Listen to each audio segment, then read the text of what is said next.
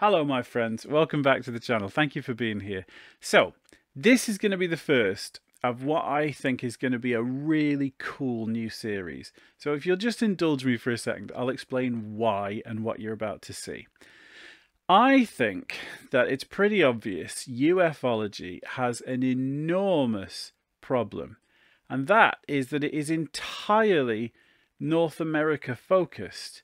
It's becoming like the World Series of baseball, where we pretend it's a global thing, but we're only looking at one country and what it's doing.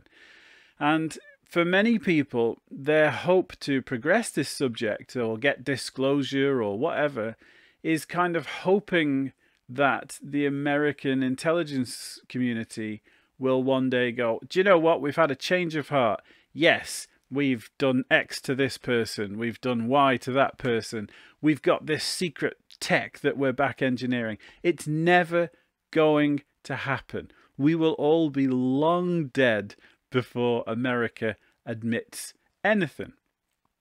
But luckily for us, this is not just an American phenomenon. This is a truly global phenomena, and it has been interacting with humans since before we were keeping records. So what we're going to do, I'm in the very, very lucky position to be making friends that are doing things in the same style as me all around the world. And I've met some incredibly talented podcasters and investigators. So in this series, I'm going to introduce you to them, and we're going to hear some stories from places that aren't necessarily English speaking and stories that you may not have heard before. This first episode features my friends Gustavo and Eduardo from the O Contato Podcast, which is in Brazil. They have a phenomenal knowledge of the topic. And whilst you may have heard of the Varginha incident, we don't even touch on that in this. You're going to hear about the Night of the Saucers, Project UFO. I mean, if you thought David Fravor and the Tic Tac was cool, you're going to hear about 9 fighter jets fully loaded going up to intercept 21 UFOs witnessed by thousands of people. You're also going to hear about harm done to people during kind of abductions, beams of light burning people, some really heavy stuff. They're great friends of mine. I'm sure you're really, really going to enjoy this. And I would ask, if you do enjoy it and you speak Portuguese, ideally, check out their podcast. I'll see you. One more thing. I'll keep this quick, I promise. So you're going to hear tonight about Operation Prato and a series of events where lots and lots of people saw craft in the sky and were even injured by beams of light. Now, thanks to the awesome YouTube channel Eyes on Cinema, I've got the original witness testimonies from the people injured by the craft, and I've also got over an hour-long interview with the retired colonel who oversaw the entire operation. It's mind-blowing. It would have been too long to add on to the end of this interview, so I'm going to release it alongside it, basically as a part 2, so that you can enjoy this conversation, and if it inspires you to investigate further, you've got all the raw data there to check out. So anyway, I hope you really, really enjoy this, and I'll leave you to it. So I guess as a way to get into it then, so what made you guys, how did you meet and how did the podcast get started? Well, the podcast started in the group members, the members group of the ufologist Rony Vernet, Brazilian ufologist. I was a supporter and I was on his WhatsApp group, and Vinicius was there too. So one day, I just sent a message. Does anyone here want to start a podcast about UFOs? Vinicius answered. Here we are. I think just very in the beginning, really in the beginning of the podcast, with less than 10 episodes, Eduardo was invited to join us to a special occasion for one episode. So it was very nice. We never met in person, the three of us. Yeah, almost 2 years of podcasts. And we invited him for the first time. He came back two more. And since then, we have a tradition in the podcast. Every time someone's come back to an episode for the third time, we say, take care. It's possible that you will become a regular member. Yeah, Eduardo is here since then. They will perfect. abduct you and they will keep you in some sort of dungeon where they keep me. Yeah. And Yeah. this whole bookshelf with aviation stuff and all that, that's a fake background. Okay, It's the pixel AI. background is actually them, and they're keeping me here with barely. There's a little Uh, there's a little bowl of milk in front of him, and that's it. yeah, but yeah, essentially, I joined it officially O Contato about 5 or 6 months after they began podcasting. I was actually one of the first members. I'm sorry, one of the first followers of their Instagram account because the account was recommended to me by Instagram. I'm a teacher, and one of my students saw that I followed them already, and this student asked me if I was one of the members. Actually, when I was invited, and I said that I would be on a podcast and blah blah blah, and they asked me if I was one of the members, and I said I wasn't. A couple of weeks later, it was different. I was a regular member of the show, so it's a three-man job, and it's been a great experience. We are in touch with great researchers, great authors, not just on the UFO field. You know, we are in contact with scientists, philosophers, psychologists who research people who've had anomalous phenomena. I think we can call it like that, like near-death experiences, abductions, sightings of monsters, and this sort of things. And they research this kind of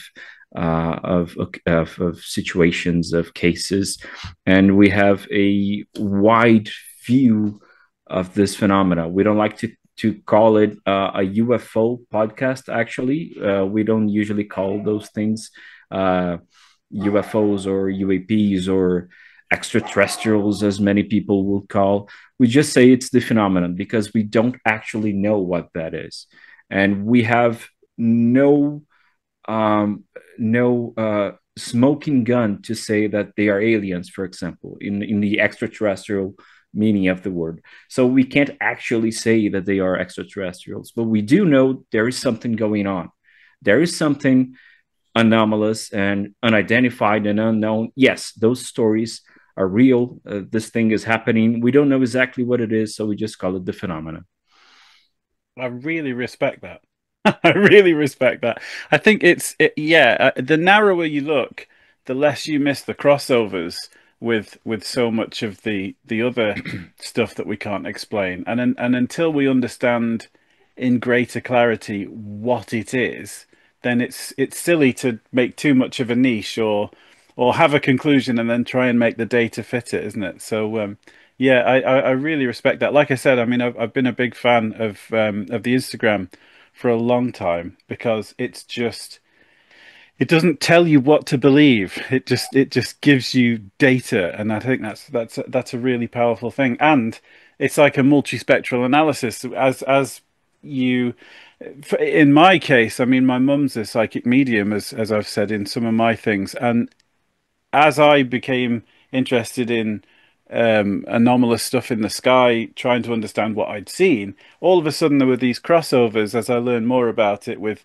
other aspects. And I mean, when you look at something like Bigfoot, he appears out of nowhere, walks across the road, everyone goes, "Oh my gosh," and then he's gone again. And that's exactly the same as a flying saucer or an angel encounter that people have, or all sorts of these. So I really respect the way that you're doing this. Thank you. Thank you very Thank much. you. Mm.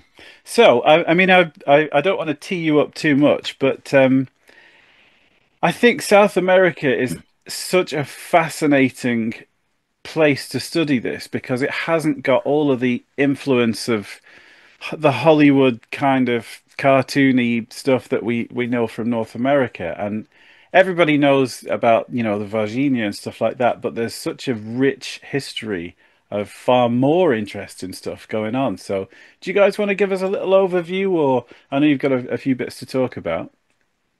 Eduardo, you want to start? Okay, let's begin with Brazil, okay, for an easier approach. In Brazil, we have other major UFO cases. Let's call them UFO just to make it easier. For example, the Operation Saucer or Operação Prato, which happened in the Amazon, very close to the very heart of the Amazon, actually, in the Brazilian state of Pará in 1977.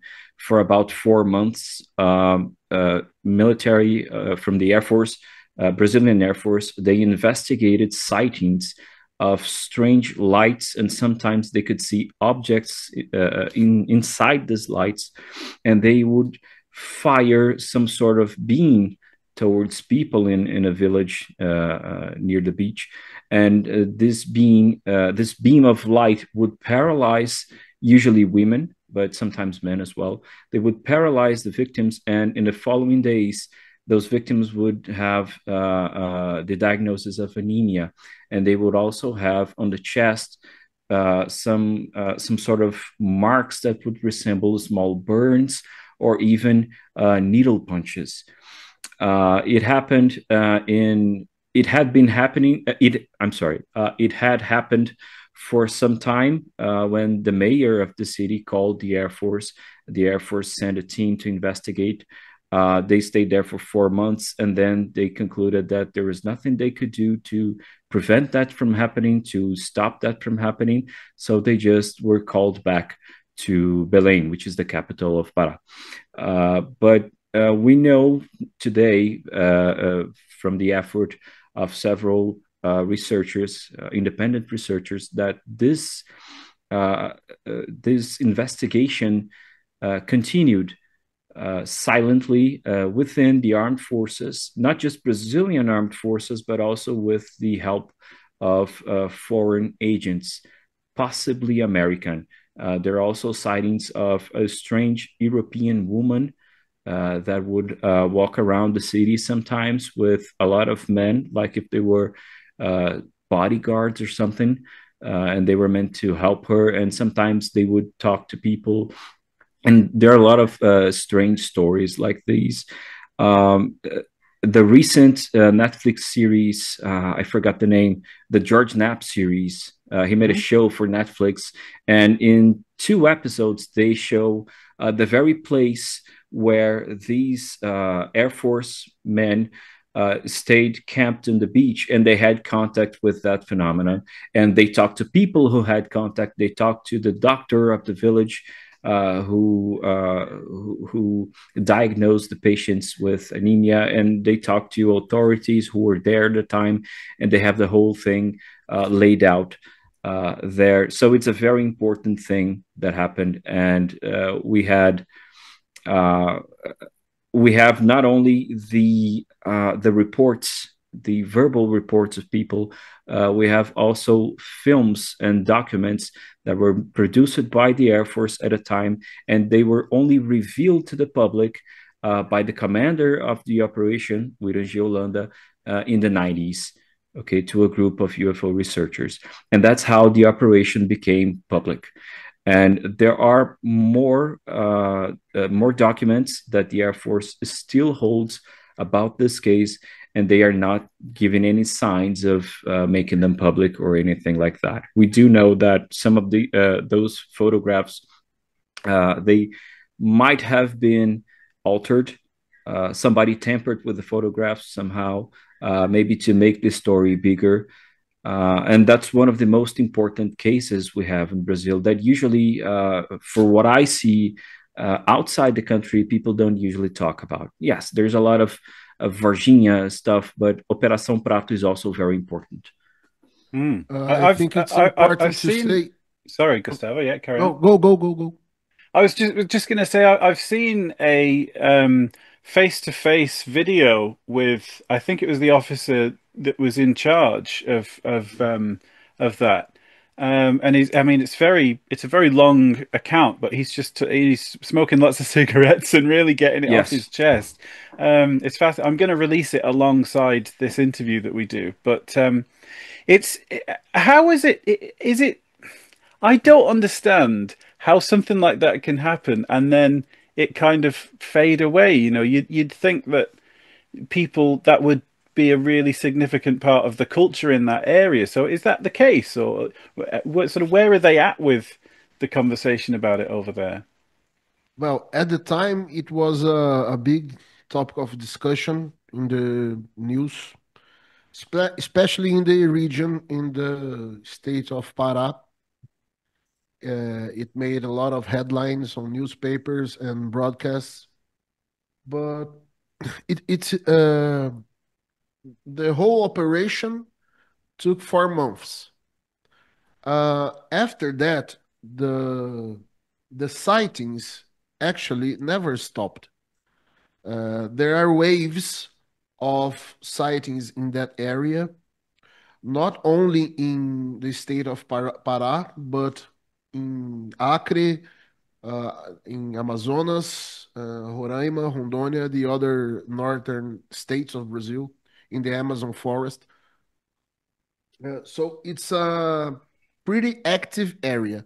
In the area of Colares, especially, um, the the public administration of the city, of the towns over there, they don't explore this situation for tourism. There's just there's very little stuff. There's too little stuff to for tourists to go there. There's nothing organized about it. But I think the inhabitants of that region, particularly, they have a different. But it's important for me to say that first. I am from the southern part of Brazil. It's a total different culture. I have very little in common with on the day-to-day basis with the people who lives in that area. But the impression that I get is that the contact with nature there and the mythology around it, it's much more vivid for them. So there are many legends and myths from the indigenous people who integrated with the European colonizers, and then this vision of the supernatural. Uh, it's much older than this event, so it became just one part of the mystical reality of the area. Uh, Nobody talks about it. It's not a subject of conversation on the supper, but if a hunter will go hunt in the forest, these ideas came back to his mind and he takes his precaution. Let's say that. Mm. And that But I think phenomena had, I'm sorry, Gustavo, go, that go, go, phenomena go. has moved across Amazon, okay, the Amazon forest. So it happened in Colares, where Operation Prato took place, and it happened in other states as well. There are reports of cases like the ones investigated by the Air Force in other countries as well, which for us is a lot Peru. more difficult to, in Peru especially, yes. And for us, that's a lot more difficult to get to know about for obvious reasons. And not just because every country has its own way to deal with this kind of thing, but also because they happen in very, very remote locations. Yeah. Okay, so Gustavo was explaining about how different that place, that region of the country is from the place where we live. Um, if you think that Brazil has about the area of Europe, roughly the area of Europe, it's like comparing a Spanish man to an Austrian man. Okay, their Yeah. lives are very different. Their culture is very different. The way they talk is very different. So there are sometimes words that these Brazilians in Pará use to describe what they see that for us in São Paulo they have another meaning, and then we take some time to understand what they see, what they are talking about, what they saw, and then sometimes when they make a drawing, then we understand that we have another word for it in São Paulo. Okay, for example, the word forno, it means oven. Okay, for us it means oven, but there it's like uh, I forgot the word in English now. Damn it! It's like a huge ball that you use to make food. Okay, and Okay. then you put it in the fire, Yeah. just like an oven. Okay, but it Right. don't call it an oven, No. right? But they call it oven. They call it forno. So they would look at something in the sky and they would say, and they would see a forno.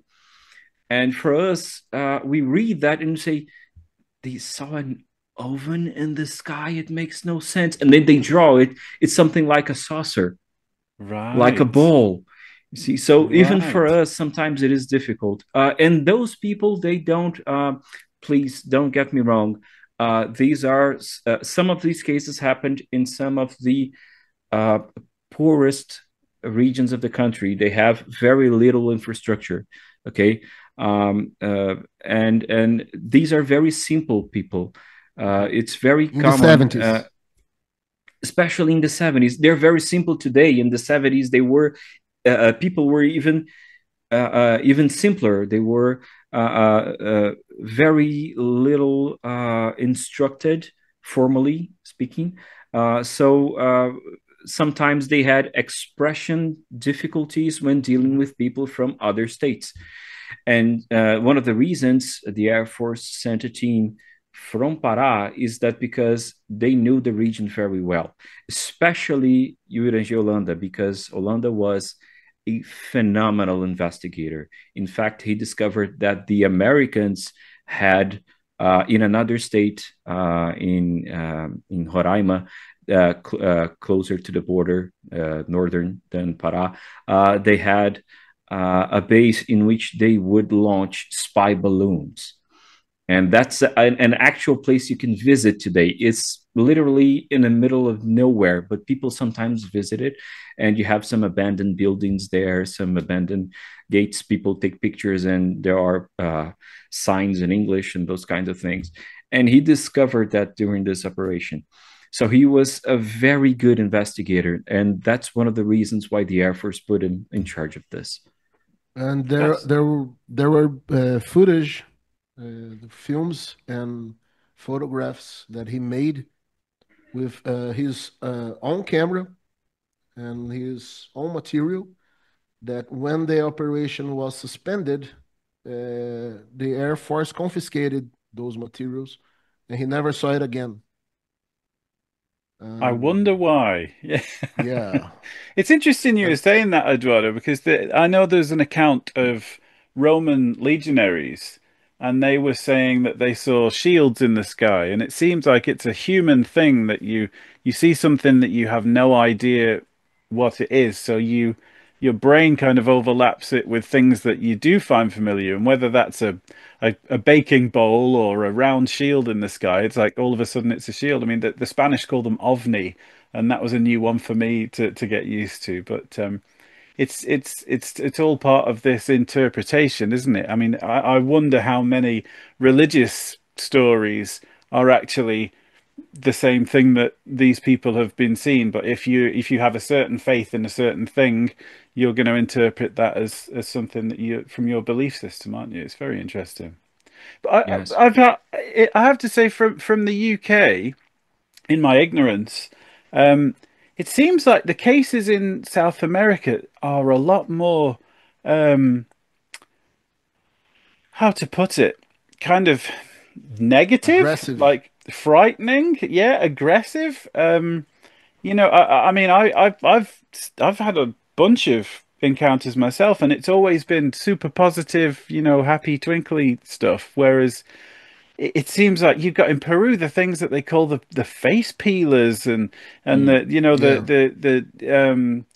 the the night of the pelacaras. saucers and stuff like that with the burning and all of this. It seems like a much less um, considerate kind of positive interaction. Is that fair to say, or am I just only hearing the scary headlines? Yeah, it's fair to say the Brazilian cases. We actually talked about it with a Brazilian researcher, a friend of us, Professor Carlos Alberto Machado.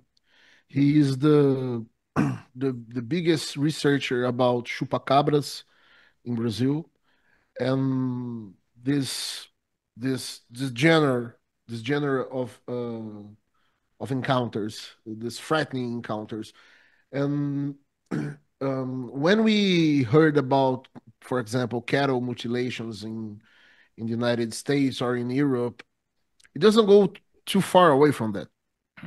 But in Brazil, you have people being attacked in every region of the country and in South America, not only in Brazil. You have the Pelacaras in Peru, but we have at least that we know of three similar cases in Brazil. And but those cases in Peru, it happened in the Amazon region, in the forest, and it's a very old story. In Brazil, it happened in the urban area in São Paulo, the biggest city in the southern hemisphere, in Rio de Janeiro. So we have these similar cases, and the cattle mutilation. We had a wave of attacks like that from associated with the chupacabra phenomenon during the 90s. It was the biggest wave, but like just like the Operation Saucer, I think we have moments of waves, and then it builds up, and then it slows down, and but it never stops. It never stops. There's a case of a Brazilian farmer in the northeast region. His name was Barroso, Luis Fernando Barroso. Uh, he was during the night going to see his cattle in the farm. He was on a small chariot with a little donkey going. Then a light came, two beings came out of it. They uh, he was hit by a light, and then he woke up hours later, and then he started his mind and his behavior started to go backwards, just like Benjamin Button case, but Yeah. not in the outside, in the inside. He eventually became a baby. He had only three words to he which he could say: "Mom, fear, and I want," or desire, fear, and safety, the basic emotions. And after that, he lived after that event. He was studied for he was studied by 21 doctors. One doctor on his city, a small town called Quixadá, and then this doctor who was a real skeptic, a man of science. Yeah, actually, it happened in 1976. It's before the Operation Mm. Saucer, Hmm. 1976. This doctor, he started thinking, well, maybe he's delusional, it's over great stress.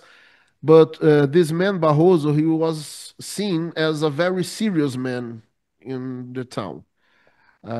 People didn't expect from him to create stories.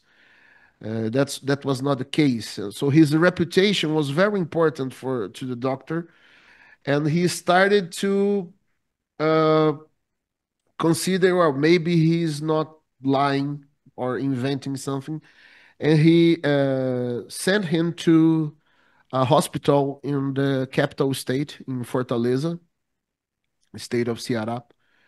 And on his report for the next doctor, he wrote, the individual is suffering for post-traumatic disorder because he encountered an UFO. He wrote that as consequence of an UFO encounter. Then many years later, the doctor said, "Well, I don't know if that's what happened, but I had to put it there because that's what he was saying, Hmm. and I believed him." So he went to 21 doctors. He was internalized in a hospital. No one found anything different on him, on his health.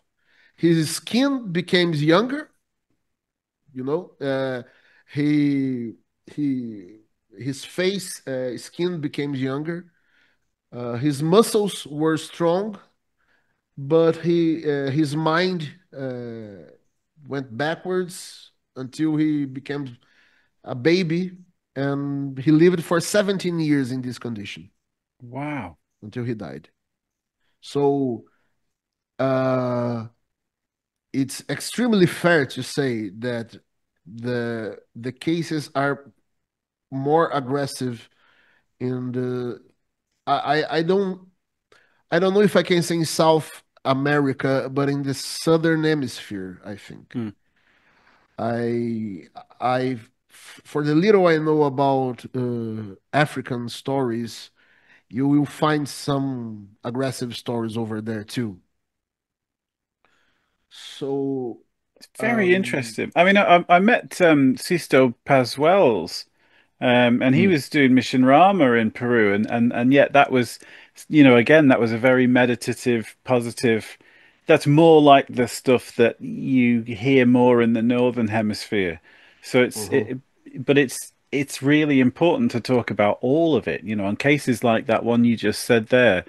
That just doesn't quite fit the stuff that they want in these mainstream documentaries at the moment, and yet it's part of the discussion, isn't it? Eduardo. Yeah, Gustavo talked about Carlos Alberto Machado, and that's a very important reference for people who want to know more about that. He has some material in English online as well. Mhm. He's a college professor, and he travels the country researching stories like that. And he also mentioned cattle mutilations in the US, for example. And some of these stories he researched were just like cattle mutilations on people. Okay, like if people had some body parts removed, or people were burned in ways that would only could that could only be done chirurgically, or this kind of things that you see in this uh, terrifying pictures with animals. He has seen that with people, and there's for example a story of a man who saw a strange light, and I think he saw an object inside that light as well. And then when he tried to run back to his house, this light fired some sort of lightning on him, and it burned him instantly from head to toe, but not his clothes, which is very interesting. Wow. And he passed away in a hospital later, but he was entirely burned, but his clothes were simply untouched. He was dead on the next day. The Yeah, he next died within a few day. hours. Yeah. Yeah, Oh my God. yeah. Yeah, that's very strange. And then when you start to look to Brazilian indigenous mythology, there are many um, entities, mythologic entities that the indigenous people they talked about, like a creature here in Brazil called the boitatá, which is in some point in some parts it's a ball of light flying in the sky. In other regions are like a serpent of light flying in the sky or in the ground, and very associated with the rivers. Uh, so you have that idea that Jacques Vallée explored in Passport to Magonia, when the folklore meets the ufology. This all around the, not only in the Amazon region but in Brazil as a whole. I've been involved, I guess is the word, in the, the Nazca mummies, the tridactyl, and it's really I still don't know what to make of it. Like I keep starting to make a documentary about it, but then things keep changing and new bits coming out. But when you see the geoglyphs and the other things from that area, like there's lots of very interesting, almost corroborative.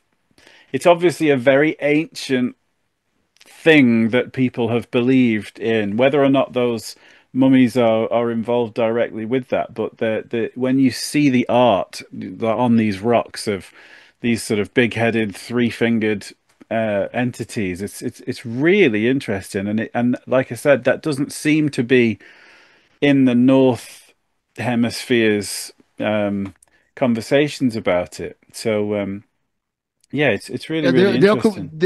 the human occupation in South America is still there are a lot of missing pieces in this story.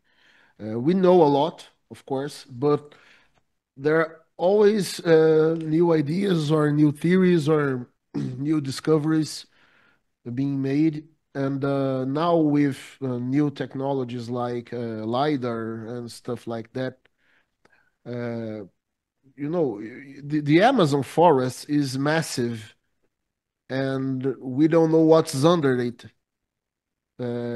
Sometimes pops out a news article about, oh, we found out a road in the middle of the Amazon. It could only be seen by radar, and it looks there's a city underneath the forest.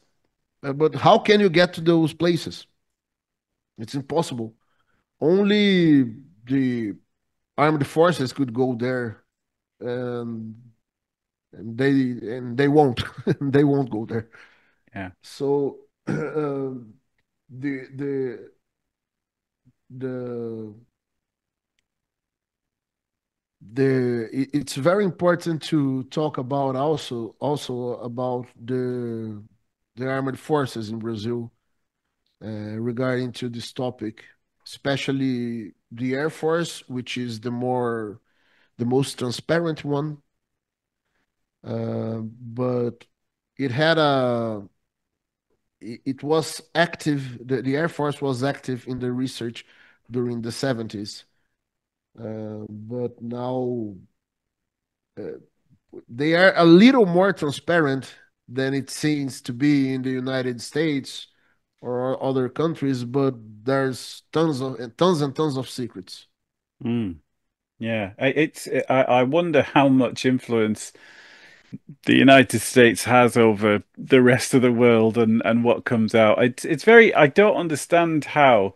I mean, that this is probably a completely irrelevant conversation, but you would imagine that somebody that if the United States cares so much about the secrecy, you would imagine that somebody that maybe wanted to destabilize the United States could just go, "Hey, here's everything we know," and make them look silly. But in South America, it seems from the accounts I've heard that there's been more attempts to actually shoot things down and fire rockets and chase these things with planes. Is that fair to say?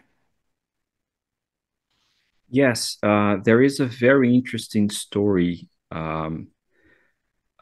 in Peru, actually. Gustavo, is it Peru, right? The story we talked about yesterday, where they actually shot a UFO. I mean, nothing happened to it. I'm gonna Yeah, just yeah, yeah, pull yeah. out No, here. no, no. It was in Chile, I think.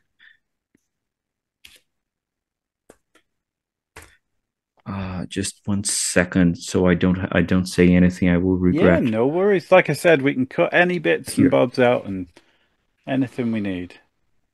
I'm having a great time though. Yeah, me too. Um, yes, in 1980, there's a story in Peru where Sukhoi 22 took off to intercept a strange object that was seen near an airbase in Arequipa, the La Jolla airbase. And it looked like a balloon with a cone attached to it. And it would be 5 kilometers in altitude.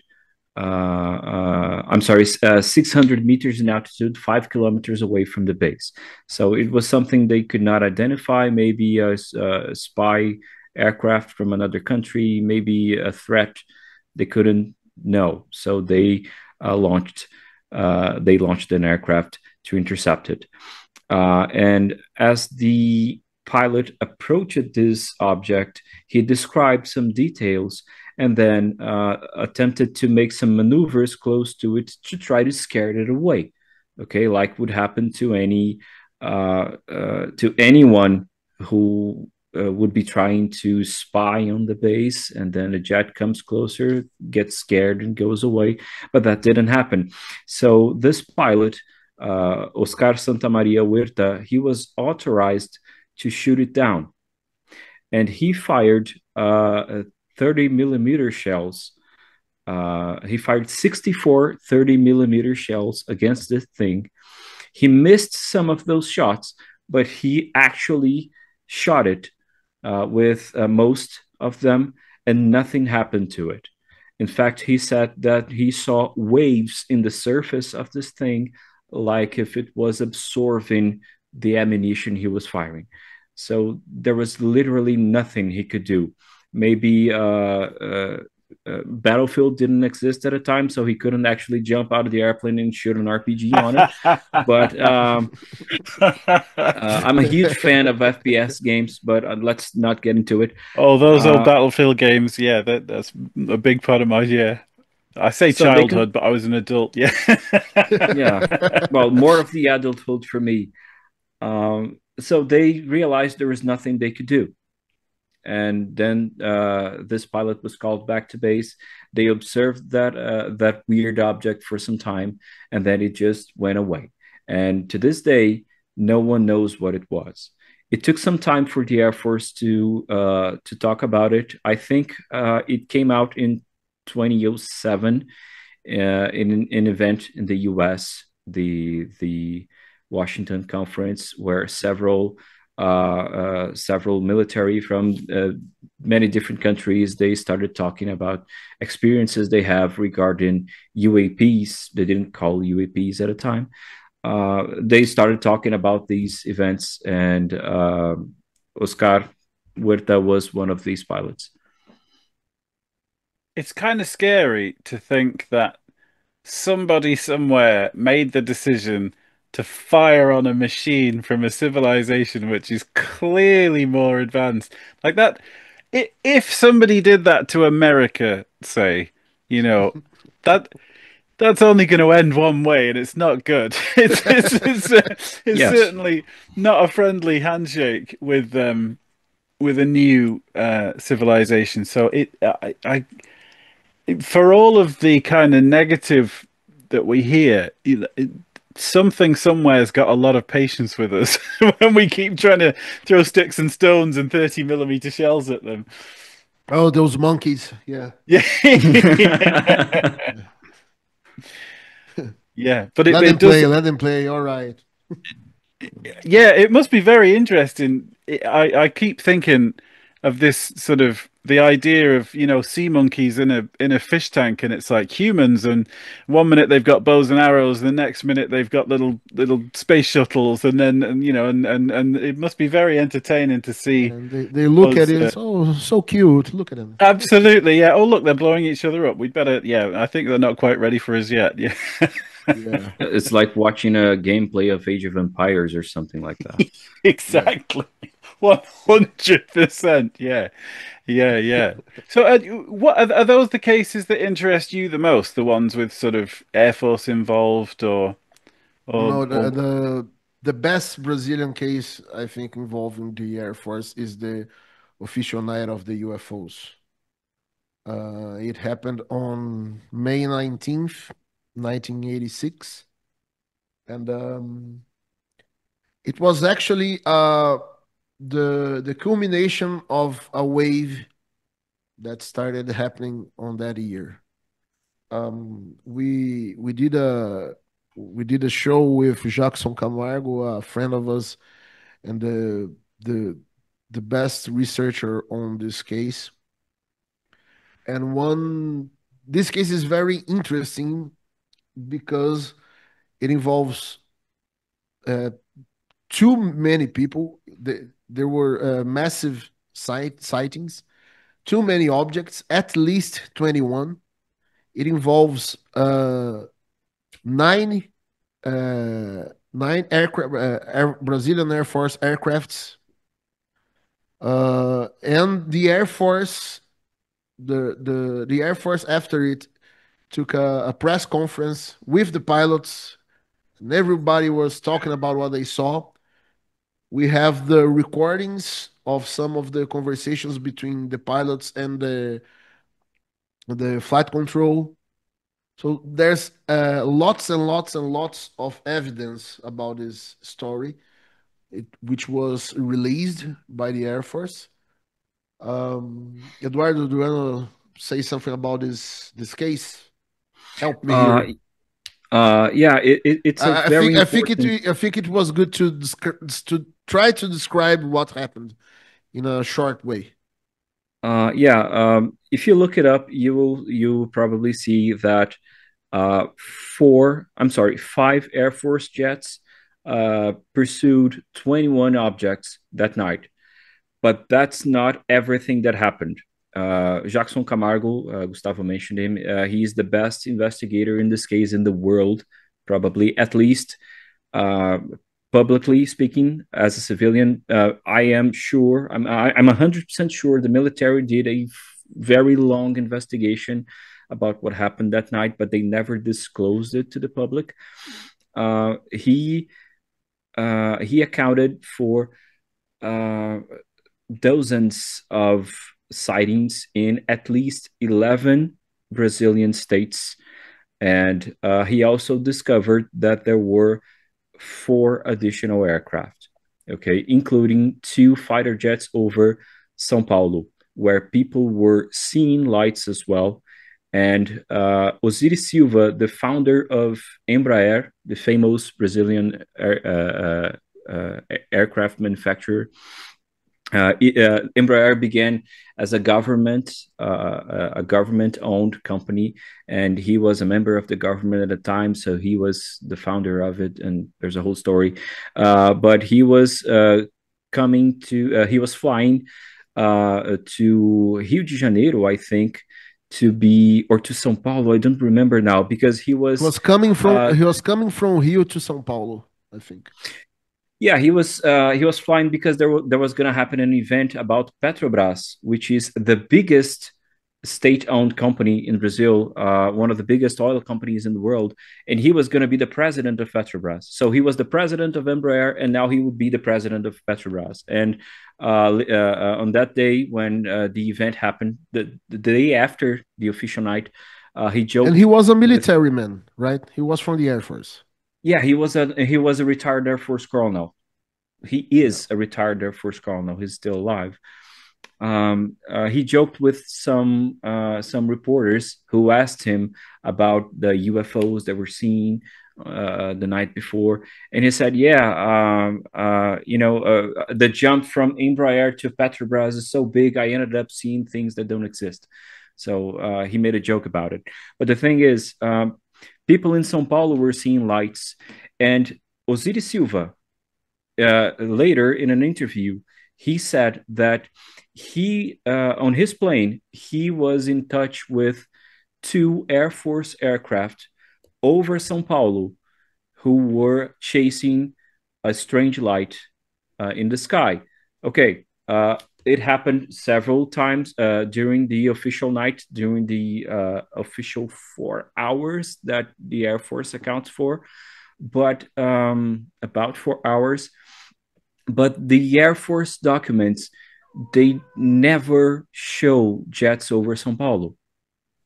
So there are at least in this interview alone, we find at least 2 aircraft that were not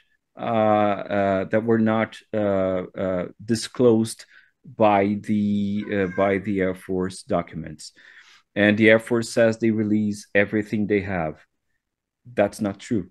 Jackson discovered that. He also discovered other 2 aircrafts, including one which almost had no fuel when landed because it tried to chase the thing for so damn long that when it landed, it couldn't go all the way to the hangar when taxiing because it ran out of fuel. So the pilot was very, very close to land without the engine, or the engines if it was an F5. I'm not sure what kind of aircraft it was.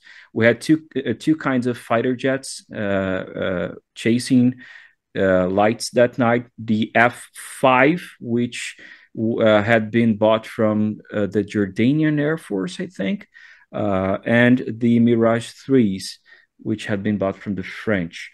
Those were the two models of aircraft that were chasing them, and in some moments the pilots, they actually locked on target with the infrared sensors of their missiles to actually fire. The missiles were armed. All they had to do was to push a button. Okay, that's the level of approach they had that night, and they came like 4 From 20 miles. miles to 2 miles. Yes, he had it on his radar. The radar range. The radar range is 20 miles. So he locked on it, and he was coming closer and closer and closer.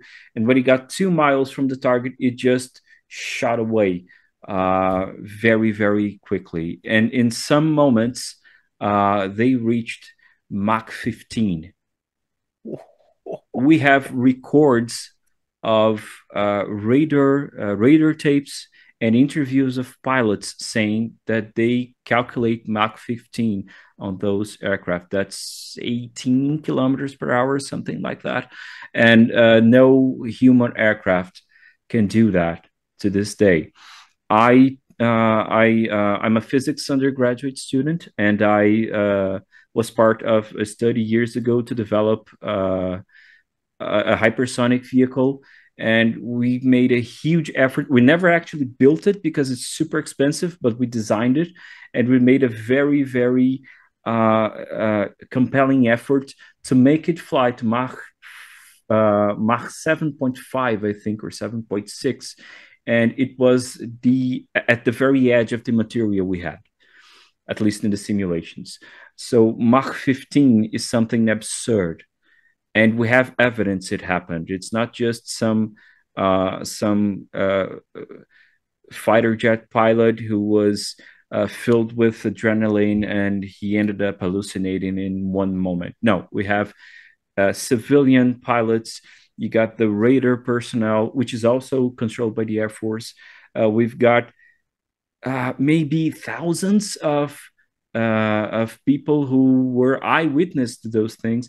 I met some people who saw themselves the lights in the sky that night, and then the planes chasing them. Because I live in the region where it happened. It happened between most of it happened between São Paulo and Rio de Janeiro, and that's exactly where I live. So it's a very interesting case because there is a massive sighting in 11 states of the country, and there are things that cannot be explained to this day. And the Air Force says they have released everything they have on it, and it's a huge volume of material. Okay, we've got hours and hours of tapes of air communication, but still we know that they have things that they won't disclose. And also, there in some of those documents there are references to other documents that were not disclosed as well. So that's something that you cannot just say, oh, they made some mistake, or this other document has something regarding other issues. No, it's another specific document about the investigation they conducted. So yes, there are secrets as well. And the size of those things, I mean, literally, one of the objects was described as having 1.5 kilometers, 1.5 kilometer, I'm sorry, 1,500 meters, period. Okay, because it actually came for a landing near a road. And when people looked at a map, they saw where one edge was and what the other edge was, and they measured in a map. It was 1.5 kilometers. In Santos, which is a very famous city for its harbor, which is one of the most important harbors in South America, there was an object that was seen by several crew members in many ships near the harbor and many people in the city. There was a restaurant, I think, near the harbor where people, that was one collective sighting. Okay. And then we have several collective sightings all across the city. And then that object moved to São Paulo. And then that object moved to another city near São Paulo called Campinas. And then it moved to São José dos Campos, which is where it began officially, where they saw, it's where Embraer is based. So it's a very important city in terms of aviation. The Air Force Research Center is there. Okay, maybe the most important Air Force Research Center, the Space Research Lab of the Air Force is here. The National Institute for Space Research is here in São José dos Campos. So it's a very important city in terms of aerospace things. And it's a very big city. And it's a very big city as well, almost 1 million people. Today, at the time, it was smaller, obviously, but a very big city anyway. In fact, it is the biggest city between São Paulo and Rio de Janeiro. So that object moved towards São José dos Campos, and then people started seeing those things. So when the case began officially, according to the Air Force papers, no, things were happening before, and they knew that because it's all recorded. You had radar tapes of that. You have pilots talking about it on the radio, and also you have the telegrams between the ships in Santos. Okay, so the Navy also knows about it, and no one has never said a word about it in the Navy. The Army knows about it because there was a sighting in an Army academy in Resende, close to Rio de Janeiro as well, the Agulhas Negras Academy, which is where the Army, the Army officers, they are graduated there. It's like Brazilian West Point. There is also a sighting in a naval facility near Brasilia, hundreds of kilometers away, in the same night. It was a training facility for the Navy Marines, I think, and they had a collective sighting there as well, and also in another Air Force academy in Guaratinguetá, close to where I live. In fact, I studied in Guaratinguetá. I went to university there. They form sergeants. Okay, they're technicians, especially technical sergeants. I think that's what you call. So mechanics, technicians, some engineer assistants, this kind of thing. So those guys are technical guys. They study for the nuts and bolts things. They know what they're seeing when they see something, and they didn't know what they were seeing. In fact, they were very scared for what they were seeing in the sky. So the three armed forces had sightings in their facilities and in other situations as well, especially the Air Force for obvious reasons. Mm-hmm. But the Air Force doesn't disclose everything they have. The Army never said a word about it. The Navy never says a word about it. And when you try to get documents about it, they say either they don't have it, or they were already, documents from that period were already destroyed, because the Brazilian law says some documents that are not sensitive can be destroyed 5, 10, or 15 years later, according to their level of secrecy. But even so, it would have some sort of importance and secrecy, and it wouldn't be destroyed so easily. So either way, they're lying. Yeah, I mean that's not like Eduardo, an office cleaning schedule. If you've got an account like that, you're not going to shred it and be like, "Oh well, off we go. It's been 5 years." That's in the UK. That's the RAF's biggest excuse as well. When people try and request anything, from to do with old sightings, they just say, "Oh, sorry, yeah, we threw that away. Sorry about that.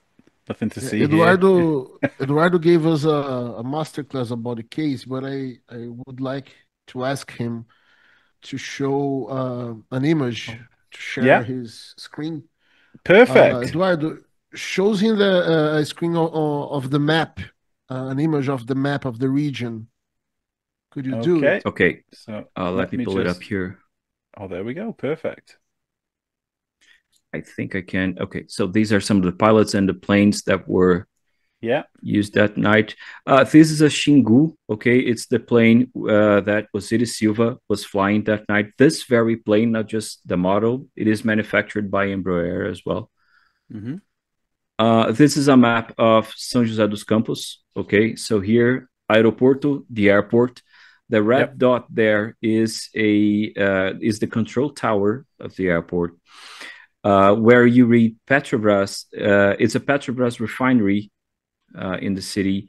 And here's the trajectory of a UFO. Maybe, I think it was the first or the second object seen by the Yes. air traffic controller. And he thought he was seeing 2 or 3 lights. And then this thing came between him and Petrobras. And then he could see the Petrobras installation, the Petrobras facility, is always lightened at night. Okay, so he could see the shape of a triangular object. So he understood that this wasn't a group of objects flying together, but actually one bigger object. So it was And a then big it stood. triangle. Yes. Yes, I never thought and to ask what shape it was. That's fascinating. and they thought for some time that the things they were seeing in São José dos Campos could be planes traveling to Guarulhos. Guarulhos is a city near São Paulo, which has a very important airport as well. But then they realized that those lights didn't move, so they knew something was wrong when they noticed that. So this is a map of Vale do Paraíba, which is the region where I live. In fact, I live right in the center of it, where you read Taubaté. That's my city. Here we have in the right corner down there, São José dos Campos, and you have 2 UAPs there showing. We have another 3 in Caçapava, and some of them in Guaratinguetá, closer to Aparecida as well. Aparecida is a very important city for the Catholics in Brazil because it has a huge church dedicated to Virgin Mary. And here we see a very focused. It's a very focused map for what was thought to be the main location of the case. Okay, so most of the case was thought to have happened within this region.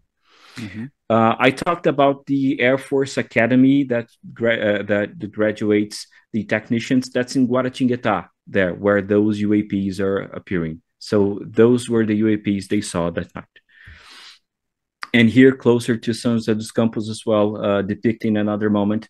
There, on the left side, near Andrade and Paraty, that's one of the lights they thought was an airplane, but then they realized it wasn't because it didn't actually move. And then it started moving towards one of these two UAPs started moving towards the airfield in São José dos Campos. And in one moment, they realized that if they changed the intensity of the lights on the runway, those objects would either come closer or go further away from them. Wow. So when they dimmed the lights, those objects would come closer. Right. And they did it 2 or 3 times. So they were actually responding to the lights on the ground. That's really, really interesting. I mean, that makes you think of Close Encounters of the Third Kind and all sorts of stuff. There's Russian stories apparently of them sort of having some form of sign language that they were doing with stuff. But yeah, sorry, I don't mean to interrupt. That's really, really interesting. No, I think this is Sergio Mota, the first air traffic controller to actually see one of those lights. I think that's him. He gave interviews to researchers and to the media as well. And he was contacted by São Paulo Air Traffic Control because São Paulo was having plots on their radar as well. And then they were trying to coordinate to discover what was actually going on. This is the airplane, Osiris Silva's airplane. This is Osiris Silva on the left. Okay, it's a more recent picture of him. These two Air Force guys, they were involved in the official they were night. Pilots.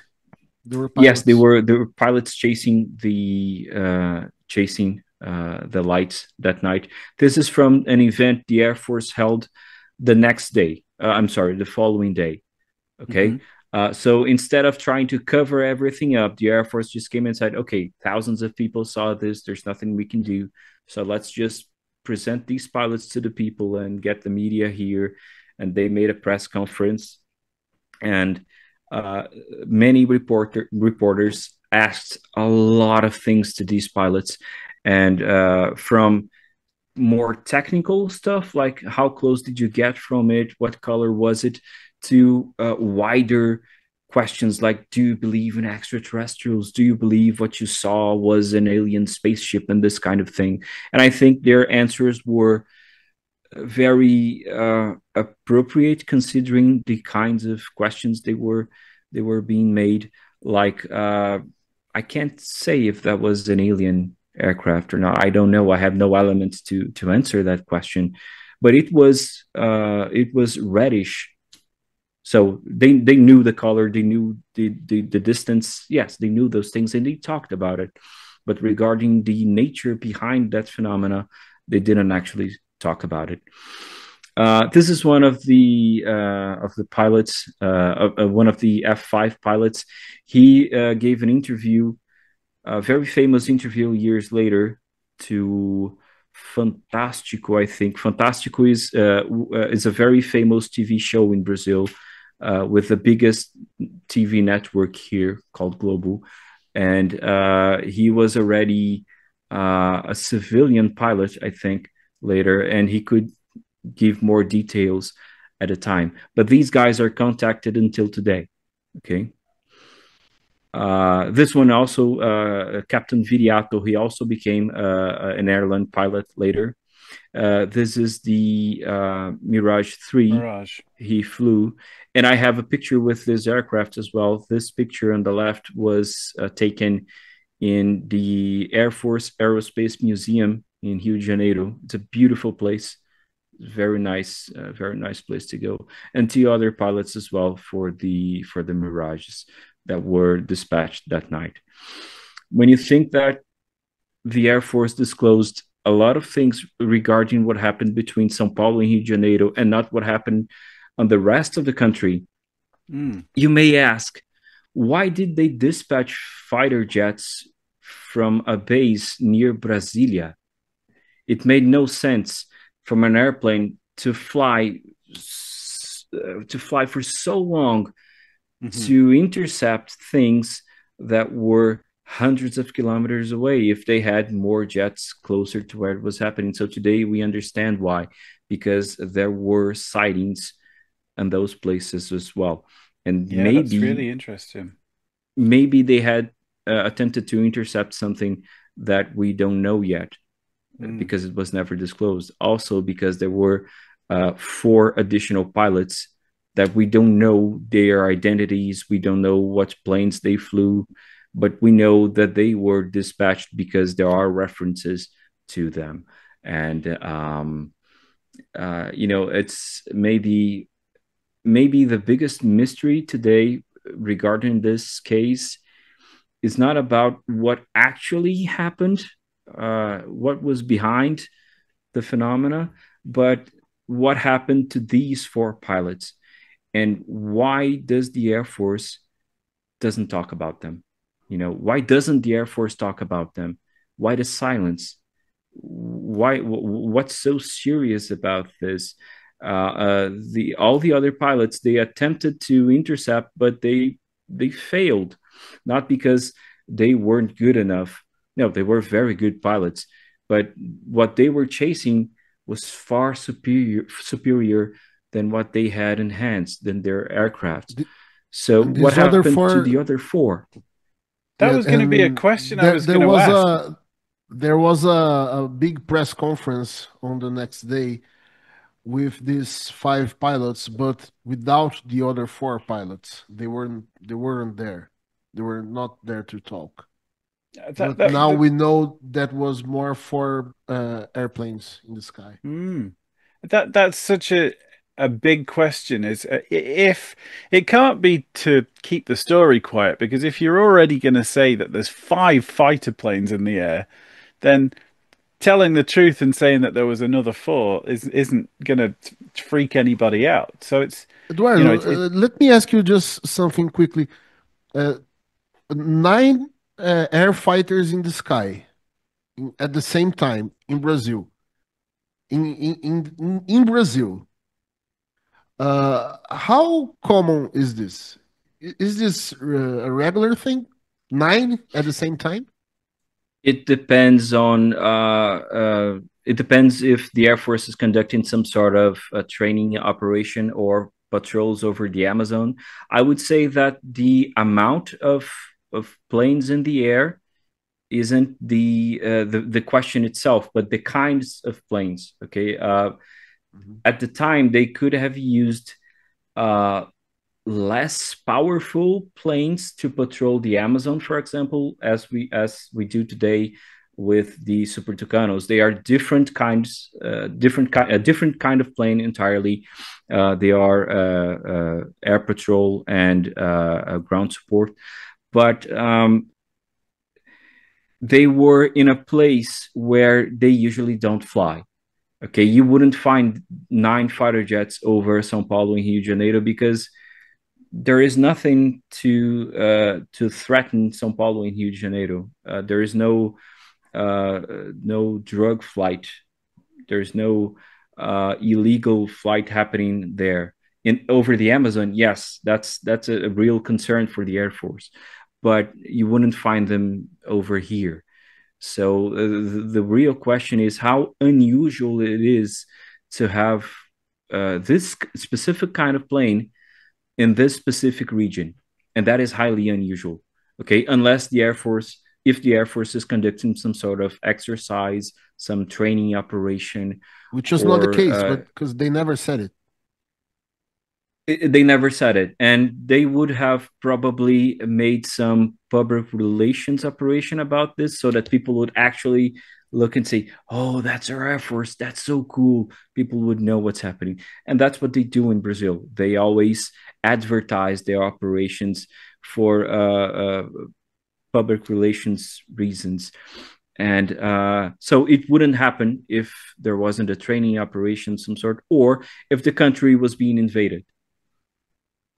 which Yeah, is how the they interpreted F5 the thing. is a dedicated air-to-air fighter jet, Yes. isn't it? I mean, was there any story of, I don't know what the equivalent would be, but like an AWACS or radar support or anything like that? Because it, like you said, it's very specific to have air-to-air interceptor fighter planes, and 9 of them at once. I mean, that would take a hell of a lot of preparation and logistics and stuff. So it's really something that we shouldn't understate. Like what an important thing. I mean, in the UK, I've seen from a scramble operation they had, I think, 15 takeoff at once, but that's something that had been prepared for and organized, and there was a mixture of sort of F-15s, F-35s, and stuff like that. So it's to have 9 F-5s just ready to roll, or at least prepared and fueled up and armed for, it's a big operation, isn't it? It really is. They considered launching a tanker, a C-30 tanker, but they didn't actually do it. But they had it ready at some time. The tanker crew was under. I'm sorry, I forgot the word, but they were advised they would have to be called upon if necessary, which didn't happen. But they also realized that they saw no other kind of invader aircraft that night. So we would expect that 9 fighter jets would have some AWACS aircraft to assist them in the mission, right? So you have 21 invading aircraft. They would require some sort of assistance as well. 21 is the official number accounted by the Air Force. Jackson pulled up dozens of them. Okay, he wasn't capable to determine exactly the number, but he understands that 21 is the number that the Air Force detected. So when people saw something, but it wasn't in Air Force radars, it's not one of those 21 UFOs. But dozens of sightings happening, and people took pictures of it. And in 3 situations, they landed. And like I said, the 1.5 kilometer long thing, it came to land near a road.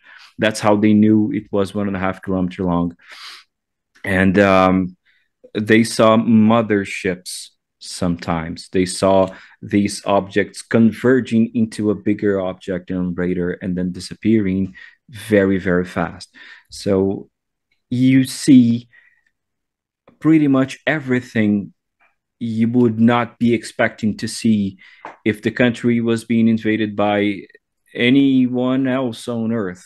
You know, like when I gave a speech on an event 9 years ago, it was the 30th anniversary of it. I called it the night Brazil was invaded, because that's how the Air Force interpreted it when they started seeing things on radar and near airports.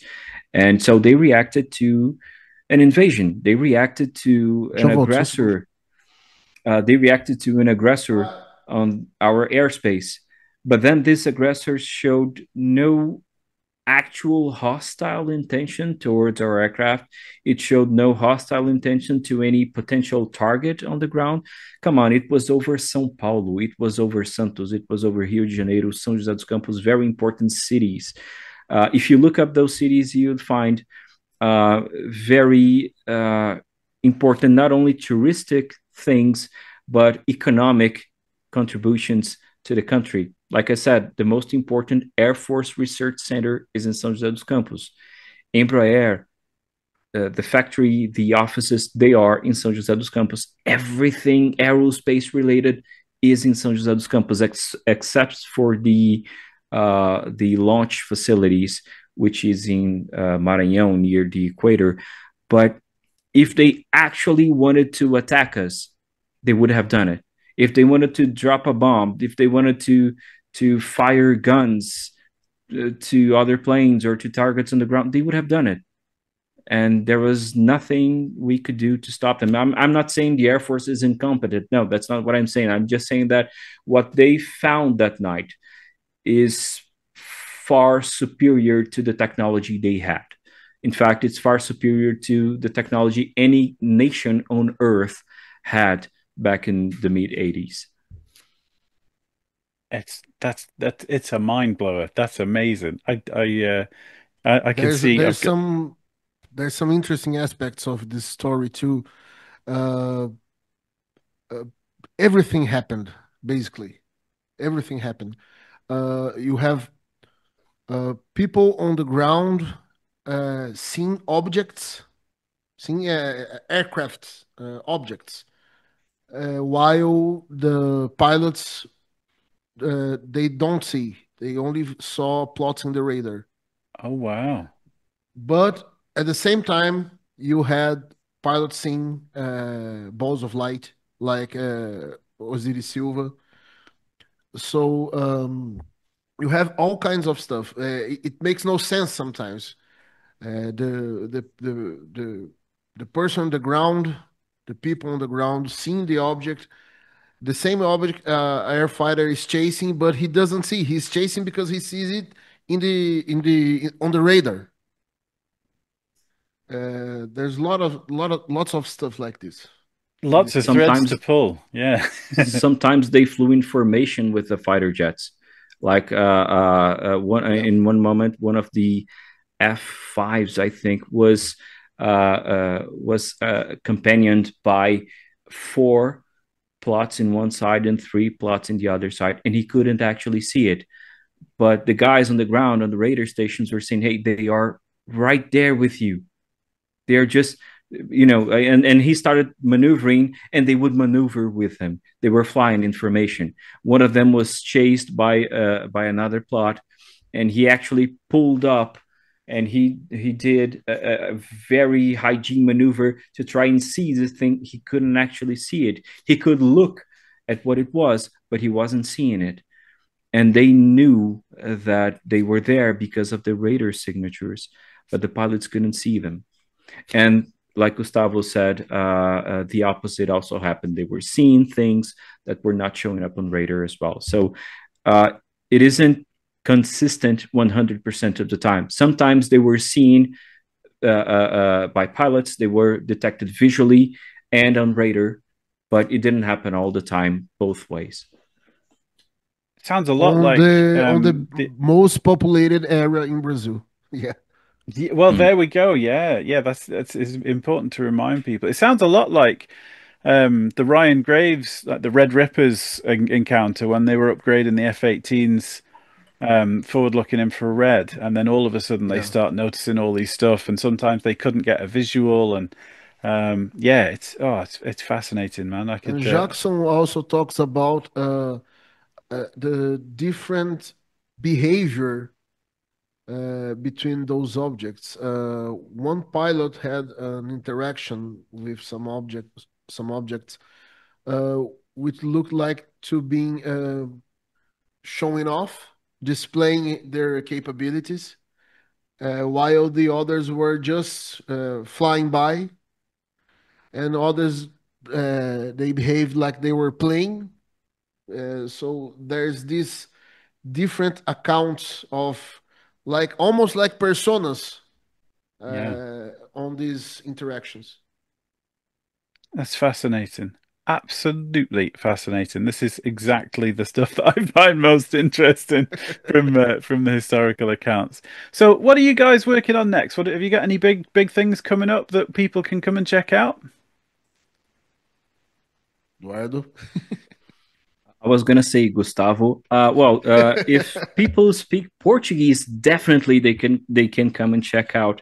We are working in some special topics for our next episodes, and we are also working on some international things. I'm gonna call them things. Okay, like this one. But we have other international interviews we're going to be releasing soon. They're going to be in English. We're going to subtitle them in Portuguese for our Brazilian audience, of course, but they're in English, so you can just check them out as well. And maybe in the future, if we have audience relevant audience in other languages, we can actually start planning in other languages as well. That's fantastic. That's fantastic. I really, really do believe that America can keep its secrets, and the more that we actually start talking to each other around the world and sharing our data, we're rapidly going to outstrip any research they've done in the shadows for the last 80 or however long. So I'm really, really grateful, guys, and anything I can do that's useful to you over in this part of the world, just let me know. And obviously, it'd be great to catch up again whenever we've got anything that would be fun to talk about. Great, man. It was a pleasure to talk to you finally. Yeah. Yeah, Yeah, and that seems to be the thing with this game. You can make great friends and then realize actually we've never met. Or yeah, yeah. brilliant. I don't even remember how we started talking. I think I sent a message to UAP Files Instagram and you answered it. That's And then we right. started, yeah, and we started talking from there. And from time to time, I send Brazilian stuff to Tom, and he sent messages for me, and it's been a pleasure since then. It's a, It a was good very nice friendship, to and talk to you. yeah, and you. I really, really appreciate your time and knowledge, guys. And hopefully one day we can have this conversation in the same room. Who knows, eh? Yeah, That would be wonderful. That would be wonderful. Preferably in the UK, please. Yeah. Well, even better. Please. Like we'll all meet up in Spain and see what we can see over there. It's not the weather's better Oh, there. yeah, sure, sure. Okay, guys. Well, I think I'm going to leave it there. So thanks so much, and I'll see you soon.